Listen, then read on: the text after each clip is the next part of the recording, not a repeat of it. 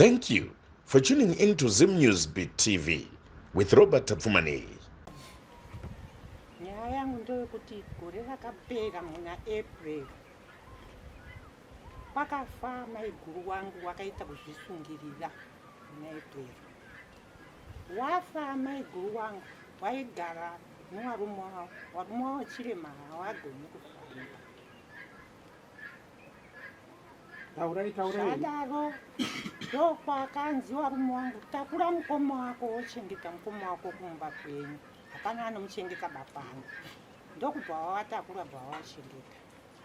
Zvadaro tasvika muna December ndopandikatanga kutukwa nomuroora wavo kuti imimi munoguhwa muri kufamba muchindinyaya mumaraini, kuti ndinotonga murume wangu, ndinoita zvese zvese. Saka mukasike kundipa mhinduro ndisati ndakunyangadzai, ndiri kuda mhinduro ndisati ndakunyangadzai. Nokudaro ndakashaya mhinduro yokuti ini ndaitya kunyangadziwa. Ndakaenda kuna Sabhuku Badze ndikati undidaidzirewo muroora anditaurire pandikamukanganisa, ndikuda kukumbira ruregerero kana pano pandikamutadzira. Akadaidziwa padare haana kuuya, akaramba. Ndokuchinzi kwaSabhuku Badze, inini ndichapakona bano kuti pauya kuti ndina kuda kukunyangadzai. Inini kunyangadza kwaataura handichakugonaba. Endai mberi. Ndikati inini pari zvino handina mari yomopetu, ndikutsvaka kuenzanisiwa. Ndakaenda kwaMugabe kumapurisa. Ndasvika ikoko ndakapanda nyaya yangu. Ndikanzi ibvai mauya mangwana. Takaenda mangwana acho. Ndapanda. Ndakazozwa statement yacho yandikaenda nayo yasiya. Zvikanzi imimi munozviitirei ambuya? Chembere munhu mukuru, munoramba muchikiremera vana vadiki nyaya. Munozviitirei? Muri kutadza kugarisana newana, munondoramba muri mumatare. Musingawirirane nevanhu, munowirirana here naSabhuku wenyu kana kuti nevanhu vomuvhireji menyu. Ndakasimba ndakanyarara, handina kupindura. Zvikanzi muri kunzvenga mhosva yenyu. Mhosva yenyu haisi munoba. Mhosva yenyu yamakapara iri kwaMuchinda kwakarimbika. Ndiko endai kuno nyaya yani yenyu. Zveshuwa ndakadzoka. Ndikadaidziwa kwakarimbika. Ndikaenda ndakapasvikira pano mapostori woFaith varipo. Payakatangira yo mapostori handina kupaziva. Ndakazosvika ndichiti ko inini ndadaidziwa kuno, handina kuziva kuti mhosva yangu ndoyei. Maifoniyo baba. Ubva ndanzi imimi mhosva yamukapara makaita guhwa nababa wamunawo wamuri kuchengeta, ndiwo makaita guhwa nawo. Ndiyo mhosva yenyu kuti mimi makatorerei kubaba iwavo. Ndiwo akaita guhwa akati imimi makataurira mapostori kuti kwairegai kunamata ba nomuroora uyu nokuti akauraya amai vacho. Akati handizvizivi. Kana mapostori handizvizivi, handinamata baba, handisi kuzviziva. Zvino hazvina kunge zvaperera ipapo. Akaramba achindituka, takatarisana kudai muroora iye kundituka, akati hamuzi amai vangu ba. Narini hatimbofe takawirirana kana kudzoka pamba penyu, handiuye. Ndikauya kudare kwaZhorora. Nyaya iyo ikatongwa nomuroora, takatongwa nomuroora. Muroora iye akati ndakanyepiwa nemapostori. Zveshuwa mapostori akadaidziwa akauya. Akahwitimisa. Ndambokubvunza kuti nyaya yakambopinda mundarama ati haina kupinda. Ndakapinda nomuroora usiri uiba uyu. Muroora. Muroora asiri uiba uyu. Yatongwa mapostori akauya kohwitimisa nyaya wakati hatizvizive besi. Takatozvizwira ipapo. Uye ane nyaya dzacho dzataitonesana naye muchechi. Hatisi kuzviziva. Ndopaakanzi muroora achida nzomuroora. Mazvinzwa hanzi munomhosva, muri kupomerana. Itai kuti muzovadzorera mapeto avo munomhosva. Baba wavo akanzi mazviona zvaita muroora. Iye muroora akati, baba waravhu kudiwa pinduraiwo. Maperewa here nezvokupindura. Pinduraiwo padare. Mapostori aripo. Changamire wakadai. Akati pamusoro yechangamire ari kuyo. Inini ndini ndakatuma mukadzi wangu kuti watuke. Ndikanzi nomhaka yei? Akati inini ndino dambudziko riri mumusha mangu randinezi. Ndorei? Akati inini mukadzi wangu akaita pamiri unobva kwapiwa. Mukadzi wangu akaita pamiri unobva kwapiwa. Akabvunzwa kuti unowana wangani? Akati ndinowana 5. zvichireva kuti mutumbi mushano here. Tikachinzi ehe, zvikakonzeresiwa nani? Akati neiwawa, kureva inini ndiripo, iye aripo, mapostori aripo. Akati ndiwawa vari kukonzeresa dambudziko mumusha mangu muchipfiwa. Akanzi zvakanaka, tiri kuda baba wako pano, iwe uye nababa wako. Jesu akataura madzibaba acho, akaonyoresa. Zuva ratakauya, tisangane nana baba wacho. Iye haana kuuya. Pakauya baba wache, wari pano baba wakauyawo. Vakataura namushinga. Kunzi ndo nhau yatoita kudai. Baba akabva aramba kuti aiwa handipinde izvozvo ba. Aiwa inini handidi ba. Handipinde ba izvozvo. Iye haana kuuya nomudzimai wake. Zvadaro ndo pandikanzi amwe achidzoka. Kana azouya ndinozokupai mhinduro yezvamunenge zvatataurirana papi pache. Teta mudaidzira kuti tinokupai mupurisa pano. Asitaurira bo. Tokupai mupurisa mofamba. Muona dambudziko rako riri kukanganisa mumba mako, toisira kukupai mupurisa mofamba muende kwamunenge. Wakabva waramba, iye haana kana kuzouya. Kusvikira ndagara ndisisina kupiwa mhinduro ndakazouya.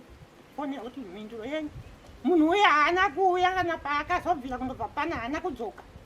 Zvino zvandakuita ndakukupai pepa. Ndakapuwa tsamba. Endai naro kumutata. Ndakaenda naro pepa kumutata. Ndikasvika ndikanzi kwete, iyi nyaya yenyu iyi inoenda kwamambo. Ndikati kwete ba, ndabva nayo kwamambo kwachikora zvikazinzi hakuzi kwamambo. Tati endai kwamambo. Asi iyo mukadzi uyu akakutuka iyi ndiyo yatichapedza muno. Kusvikira nayo mukadzi iyoyo yakapererawo kupi? Kumutatawa. Yasara iyoyo yandikauya naro mupepa ndakatouya naro pano. Ndikuda kuzwa.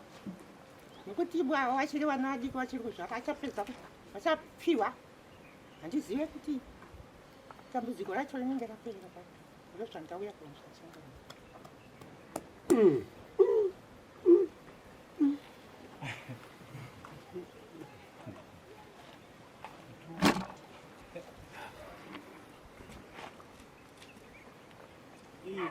Ambo mirai. Asati apindura tembo. Ko chinoita kuti muende kwaJora imuri kwaMuswe chii? Ndakaenda iye Murora yakandikwirira kwaMuswe. Muswe haana kuitonga, akati ndikutonga mapostori. Inini mano yenyu. Saka nokuona matongero akaitiwa yewamwe zvakandinetsa. Neiyo yakanzi aiwa iyo yatiitonge bamuno nokuti wakenga wabva kutonga anzi hatikutonge bamuno. Pamambo kuranenge. Ndadzoka. No, ndiri kuziva ndechekuti isusu munomu ndine machinda mangani? Matatu. Jora, Magadu naMuswe. Mumwe nomumwe ane masabhuku ake nevanhu vake vaanotonga. Kana Magadu asinawo kutonga zvakanaka munouya kuna mambo. Jora kana asinawo kutonga zvakanaka munouya kuna mambo. Muswe kana asinawo kutonga zvakanaka munouya kuna ani? Ko chakuita kuti mabva kwaMuswe mumwe muchinda muende kuno mumwe muchinda chii? Uyu akaitonga ba. Haana ba kuitonga. Akanditi ndoyo mako. Ndoyo mako. Hamusi kundipindura. Handisi kupa gutsikana ipapo. Haina kuitonga ba kana mudarira chati ndakuzopinda naye. Upi? Iye kwakarimbi. Ko Jora. Jora akaitonga ngati. Akakutonga makaenda kuna Jora sei? Makabva kuna muchinda wenyu muchienda kuno muchinda wevamwe. Chikonzero chii? Ndakaita kuti mhosva yacho uko ndanzi kwai imunoguhwa. Ini makaita guhwa kwenye pamapostori. Tiregai kuna matano uyu. Handina kutongwa ba ndakandonzi iguhwa ramakaitiwa. Haina kana kupindira mudari nyaya yangu. Ndakanzi manzi munoguhwa. Zvese izvo ndazvinzwa. Ini ndiri kuda kuziva kuti pane kana paine chamuri kuona chiri kutsveyama. Nekuti hazvinakidze kuti ndakaisa jinde kwa Magadu. Vanhu vakusiya Magadu vachiuya kwaJora. kana kuti vanhu vanobva kuna Jora vachienda kuna Magadu. Iyeyo amboita sei wenyuyo uyu? Iyeyo akandipindura kuti pai aiwa iguha rakatongeka ipapa. Zvakanaka, ndazvinzwa hangu. Iyo mazvimba kupa. Osoro yenyaka. Kushamisika nazvo. Chandingozwa ndochokuti kunaenda kuratidzei mapepa owakutongana kwakatana wakatana.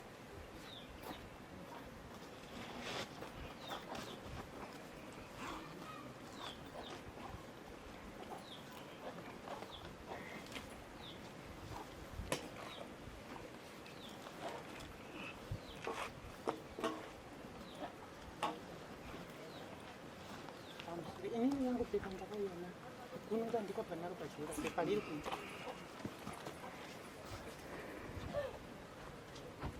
Nyaya dzimadzidzi nyaya dzavadzimai saka vari kutaura dzacho to nyaya yakatanga zvese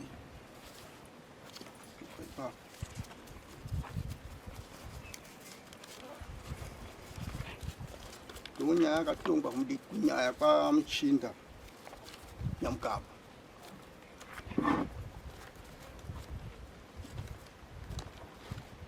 Iyi inyaya vakaendesa kumapurisa vachisungisa mukadzi wangu mushure mukadzi wangu amhanya aenda kuripota nyaya iyi kwaMuchinda.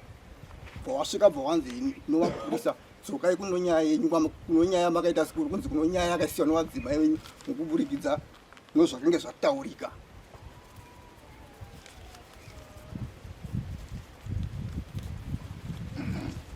Iyi itsamba yokwaJora yavakazoenda nayo yavakazokwirira futi mukadzi wangu idzi.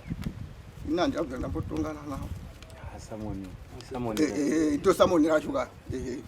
Right. Aya mapepa okupisoda vakatorana novakadzi wangu. Nyaya novakadzi wangu yakaita sei? Yakatonzi pisoda vachataudzana vatodza pana chataudzana nomumwe nozomumwe ba. Nyaya yakatopera. Izvozvo vakuchinditaurira izvi. Handichazviziva.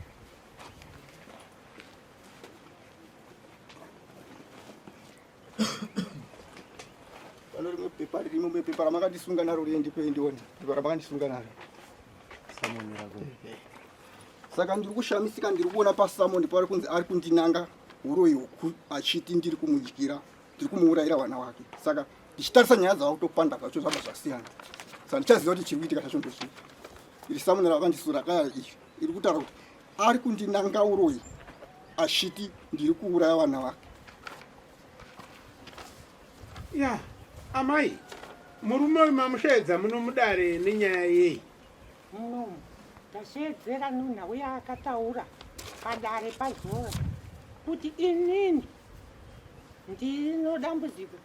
Ndini ndakatora ari kundipedzera amai avo. Vari kundivhiringa mumba mangu. Vandiita dambudziko. Ndikaita mukadzi wangu akaita pamiri. Andikateera. Vari kubva papfiwa. Akaita pamiri. Kuri kubva papfiwa. Akabvunzwa kuti unowana wangani mudare maJora. Akati ndinowana 5. Handiti. Vanzora tichiuya nababa wako, haunoti baba. Kana vauya tinedza kukutsvakira mapurisa okuti mufambe. Muende koonera kuti chii. Ndimirirei baba. Aitaura izvi pamberi paJora nedare rake. Ko chaita kuti musiye kudare rakataurirwa izvi richinzwa muchiuya kuno chii? Pepa randikapuwa kwaJora akati chiendai kumutata. Ndakalipuwa tsamba kwaJora. Ndakauya nayo pano. Tsamba yandikabva nayo kwaJora. Akandipa tsamba kwaJora kuti endai nako kumutata. Kumutata wakati aiwa dzokai nayo kwamambo. Saka ndakauya pano Changamire. Mupepa iro riye ndakauya naro. Okay. Naiwe jinda ngirike gurukota raJora. Chakaita kuti muendese nyaya kwaMajor Street. Muchijamba dare rekwamambo chii? Zvazoita kuti amai avanzi dzokai kwamambo. Kuziva hangu nyaya paikatanga kuuya musi wayakazotumirwa kuti iende kumutata handina kuzove ndiripo musi handina kuatenda koti yachina. Hanzi muri kutongadzwa kwamuswe kaini chikonzero chii chekuti vanhu kwamuswe makuvatonga imimi ivo vaine muchinda wavo chii chinenge chaitika apo zvaitoda ivo changano hedhi nemino ndivo angagone kupapindura changano ndo vanenge vari vapatakiri vacho. Zvakanaka. Anti wainzwa nyaya uri kupuwa naamai ako? ndiri kuinzwa. Ndo yatiri kuda iyo. Hanzi iwe wakataura pamberi pedare ramuchinda. Nyaya iyo muri kuiziva here? Kuiziva ndiri kuiziva. Ndiwo here mashoko akataura uyu muchinzwa? Mashoko andiri kuziva ndokuti uyu akanga ati ndina baba uyu akanga anzwira nababa wako. Handina kuzowaonawo kuuya kwawo kuti zvakazofamba sei ndipatisina kuatenda kuti. Apa baba vaidirwei? Ndofunga vakanga vachidiwa kuti vatsanangure maererano nemamiriro magariro avari kuita naamai avo vanozova vari kukomplena. Iwe amai avachigwa upi? Ndaamai inini. Munin'ina waamai? Mukadzi womunin'ina wababa. Saka adzimai wako iwe vari kurasa vana nekuda kwaamai avo? Havasi kurasa vana, ndosaka ndiri kutoshamisika wemi kwawana. Inini ndofunga maziviro angu pamhuri dzangu. Ndakaroora 2004 2006 pandazvaragwa nokutanga pangoshaika vari muchechi.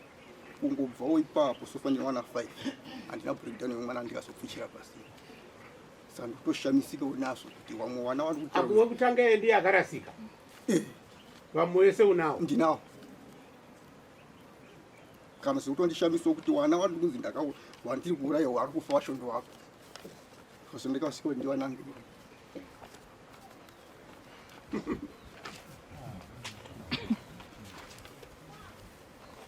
Naamai, mamunzwa mhinduro yapa? Ari kutaura mhinduro iyo. Inini munomudari. Ndati inini. Nyaya ndaitongana nomukadzi wacho. Nyaya yanzi mukadzi wako wakakanganisira amai yavo. Unoda kuadzorera mapeto ako. Ndopaakati mimi baba tauraiwo zvamunotaura. Ndopaakati pamusoro ichangamiri. Inini kutuka kunoita mukadzi wangu ndini ndiri kumutuma. Kuti tuka. Akabvunziwa padare kuti nomhaka yei kanzi ndiri kusangana nematambudziko akawanda mumusha mangu. Matambudziko ndei? Ndati mamunzwa here mhinduro yaapa? Apingo aje. Ati kudii? Ati kwai zviri kutondishamisa kuti wanditaurire kudaro. Asi ari ndiye akataura misoro. Pedzisai zvaareva. Izvo areva ati kwai ndakapiwa nomwana wangu. Mwana wacho ndinawo wariko kumba. Asi zviri kutondishamisa kuti ndiri kuti kwai ndakapiwa nomwana. Ndakapiwa nomwana. Munoti kudii? Ko izvozvo akanga azvitaura sei? Ati mumba mangu mhuri yangu yakapera. Aiwa ndikuti mukomana anditaurire nokuti wati vana zviri kufamba sei? Ndati ndakaroora 2004 2006 ndopandikatazwa mwana wekutanga. Mwana wekutanga paandoshaika ndiri ari muchechi. Kungobvawo ipapo ndanowana 5 handitanga namwe mwana akazoshaika. Muri kuteerera vadare? Kana waripo iwo ari kuziva somanyorera vari kuita ndiwo ngawawaidzere. Kana wange wakafa wacho wawaidzere zvobuda pachino kuti ndakawaita sei? Ndakawana. Ani muri kuinzwa nyaya iya? Muri kuinzwa here amai? Tikinzwa. Ari kuti mwana wekutanga wa 2006 ndiye chete akadii? Pati vamwe vese va5 vazozvarwa mumashure varipo. Saka imi muri kuti ati mamuurayira vana vapiko variko? Ndiye akataura kuti dambudziko mumba mangu ndo ari kukonzeresa. Amai awa ndo akonzeresa dambudziko mumba mangu. Ndiri kupfiwa. Inini handina kunzi baba akaura. Akati iwawo amai ndo ari kukonzeresa chii? Dambudziko mumba mangu. Mukadzi wangu akaita pamiri pakapfiwa. Mukadzi wangu akaita pamiri pakapfiwa. Akabvunziwa kuti unowana wangani? Akati ndinowana wangu 5. So kutaura kwaari kuita.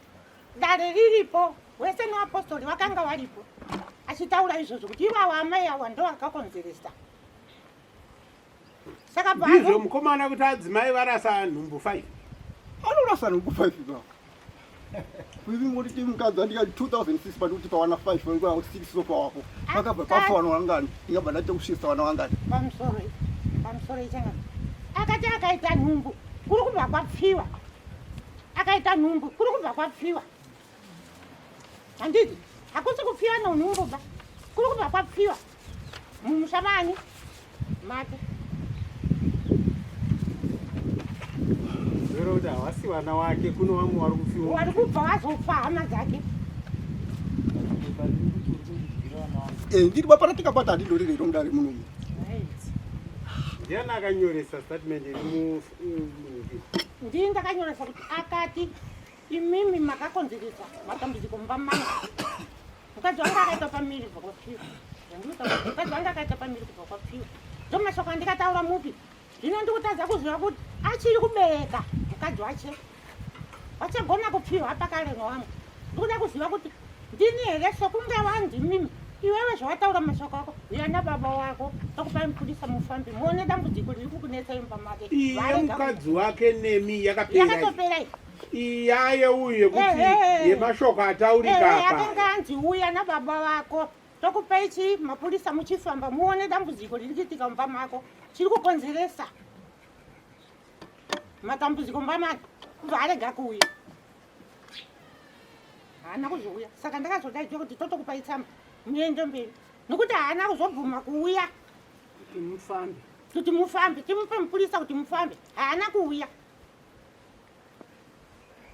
Imbomira mai iwe mukomana wakadyora wakamunzwa here uyu achiti mumushama mukadzi wake akatora nhumbu mumushama muri kubva mafiwa. Pandikasidza pandiri kuziva ndokokuti uyo akanzi uyana baba wako tigadzirise nyaya nekuda kuti avo vari mumusha kwavo panotodawo baba wako iwewe kuti akutonga mumusha tione kuti pamuri kupesana amai vantu papi. Saka uyu ndofunga haana kuzobvira uyana baba wacho. Mubvunzo wangu waunzwa wakamunzwa here achiti mukadzi uyu achiti mukadzi wake akatora nhumbu mumusha womuri kubva mafiwa.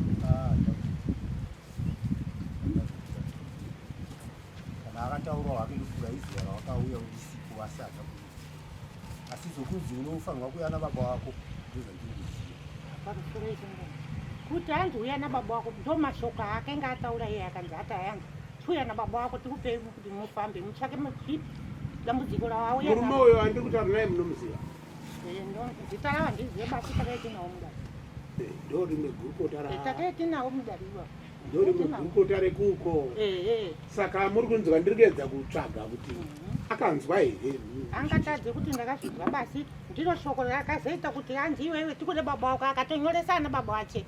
Riri shoko riro kuti riri mukadzi wangu akaita pamiri pari kubva kunobva kwapfiwa nomunhu akaita pamiri kasinzi ko unouya nababa wako ntiedza kokutsvakira itambudziko iro riri pere. Inini pano amai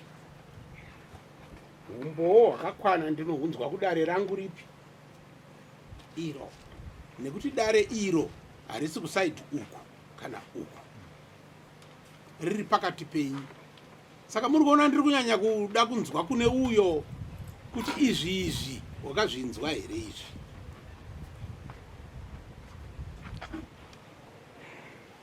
Mamunzwa mhinduro yapa. Pamusoro changa inini tsamba iyi handina kuinyora ndini ndakainyorerwa kupi pachikora. Handina kuzviramba izvozvo. Makanyorerwa tsamba mukanzi endai kupi vekuko ndo vakudzora ipapi pano. Saka inini ndiri kuda kunzwa kuti iri shoko rekunzi inini mukadzi wangu akaita uyu mukadzi wake akaita pamuwiri mapanzwa mukadzi weuyu akaita pamuwiri ndo randiri kuda kuti iroro shoko iroro ndirinzwe parakabva. Ndo zvaukareva here mukomana? Uyu mai ndo paapindura achiti mwana wekutanga musikana aiwe mukomana akaberekwa 2006 ndiye chete akashaika. Vamwe vateera vese ava variko ko ndaigoti amai ava vanondirovera vana sei vana vandinavo. Ndo mhinduro yapuhwa nani?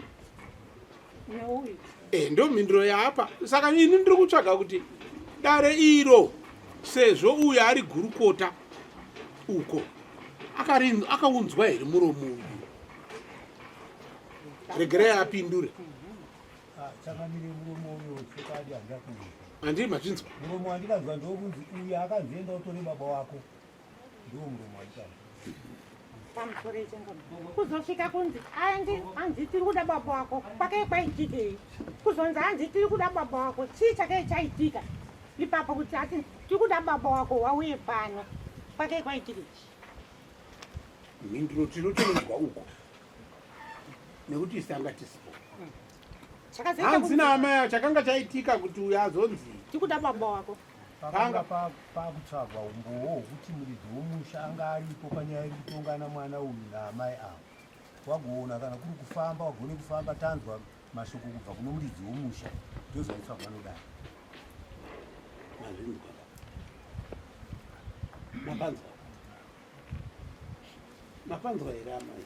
Ndikuzvinzwa asi pari kunyatsa bakundijikira kuti Baba veuyu ndo vacho vari kutaurwa vari kuchengetwa naamai ava nditi. Ndiwo baba. Saka vanouya sei? havagone kufamba. Vanoita kufamba namagarucheta kudai. Havagone kana kutomira chaiko kutomira havagone. Ndini ndinogara naso. Zvekutoti ndo akatokonzeresawo dambudziko ndaitukwa nomunhu badai ndake ndakaramba kuachengeta. Dai ndisingatauri bai. Asi kuchengeta kwandikaita wauya nomunin'ina wavo. Ndakabikira. Asi zvakasvika kunditukisa. Svikira nanyasi zviri kunditukisa. Ndakudoka ndiri mumatare pamusaka waiwo baba iwavo. Pamusoro da inyaya kuti tiri wana chete ndo nyaya inoti tiri kuona kuti hatiri kunyanya kutambudziwa nayo nyaya iyi. Inini naamai avo kana kuti nditi pano pandikataudzana nawo muupenyu handina. Uri kuyemurawo here basa ravari kuita pana baba wako? Right. Pana baba ndinoriyemura. Nokuda kwokungotiwo asi kufemiri kwedu kwababa ikoko kwakaona kunetsana kwangu nowabereki. Tise family kwedu na baba wangu. Zvisinei no awaba. Sikustosvika takasvitsana mapurisa kuti totowa maprotection order. Ototadza kutowirira. Awamo munyaya imomo. Hama dzangu dzichitosungiswa ndichivhurira madhoketi ndichinoenda kumutata wawo. Atwara mhosva yakati mhosva handisina kuita. Ndichindosvika unyadza zvichaba sana chingodzora. Saka ndakuchorota manje ama ndashauza kuti mhosva kuchengeta kwawake ichita baba wa here ndo pandakutora ndo pakutanga kusimuka nyaya. Saka ndoti imo ndo here mhosva yacho kuti zvavari kuchengeta baba wakuti wanokubasa undotaura unyadza ndisina bakuita. Kuoretsera dariro udzoti kana nyika yakataura nyika yotaiwa paizokwanisa kuti ari kuchengeta baba wake. Saka ari kutadzira maya. Saka baba wando baba wako chaicho. Baba wangu chaicho.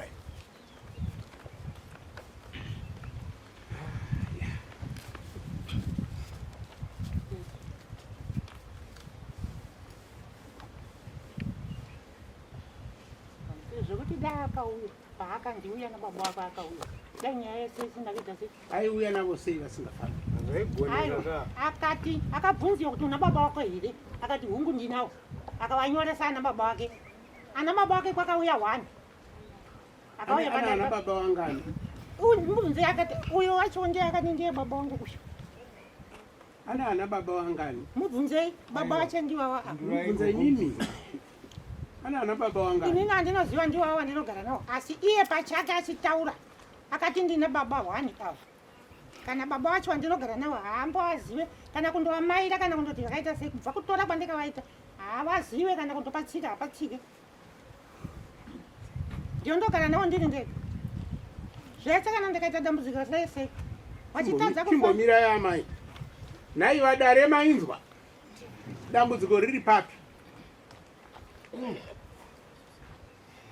Manumukana ukutaura. Sununguka yenyu. Unasimuka roko. Munosimuka baba. Motaura zita renyu.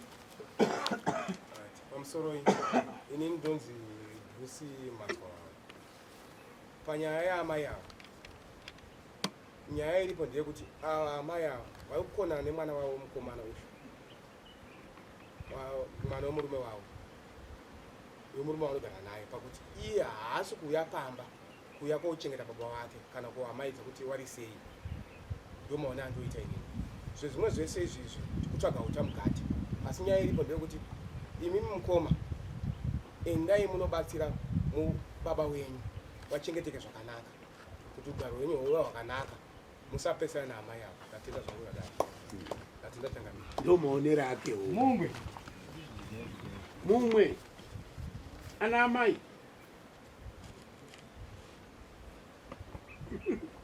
pane mumwe here aona mamwe maonero?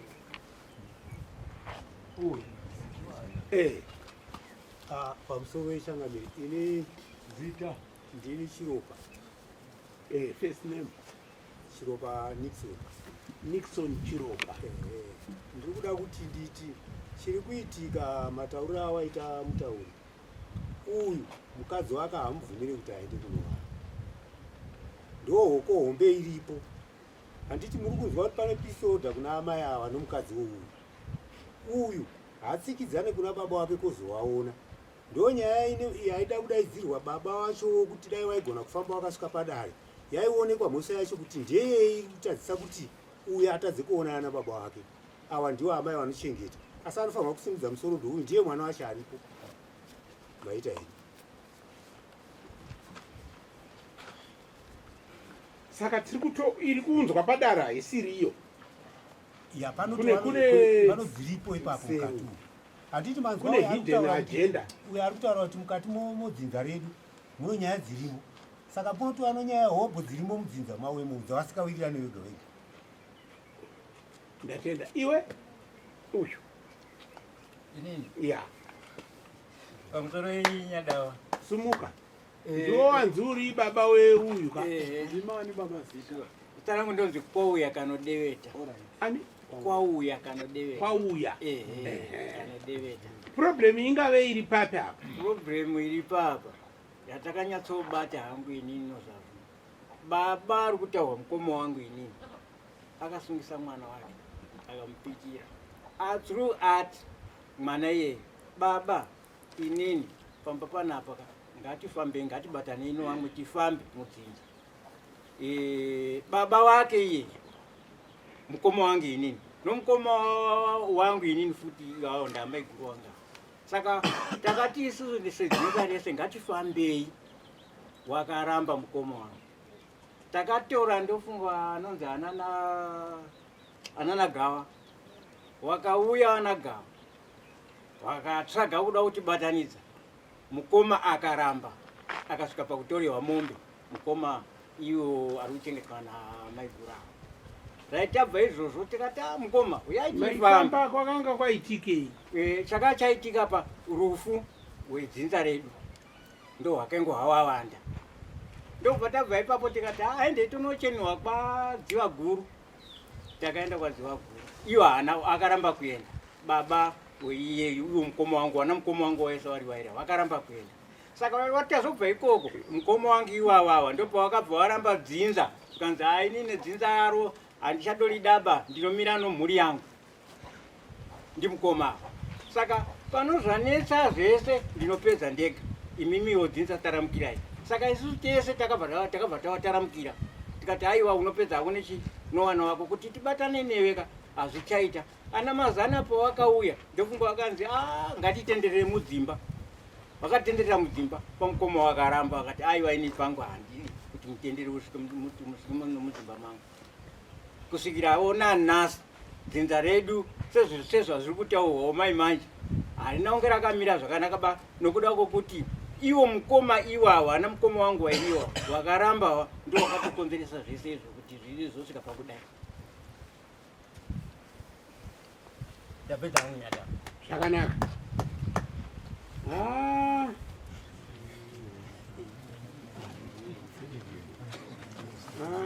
Tiri kuchera mwena chinonzi chiichi ichi chinofukura mwena uta. Nyaya iyi haisi iri apa iyi seruko varungu vanoiti hidden agenda ndo nyaya ndaona aiwa tainzwa amai nyaya yenyu tinoipedzisa musi wa28 July.